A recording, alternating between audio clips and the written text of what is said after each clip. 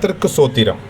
இன்றைய வேதவசனம் யோவான் எழுதின சுவிசேஷம் 17ஆம் அதிகாரம் 10ஆம் வசனம். என்னுடையவைகள் யாவும் உம்முடையவைகள். ஆமென். உம்முடையவைகள் என்னுடையவைகள், அவர்களில் நான் மகிமைப்பட்டிருக்கிறேன். ஆமென். யோவான் 17:10. என்னுடையவைகள் யாவும் உம்முடையவைகள், உம்முடையவைகள் என்னுடையவைகள், அவர்களில் நான் மகிமைப்பட்டிருக்கிறேன். யோவான் இதன் சுவிசேஷம் 17:10. கர்த்தர் உங்களை ஆசீர்வதிப்பாராக, உங்களோடு கூட இருப்பாராக. ஆமென்.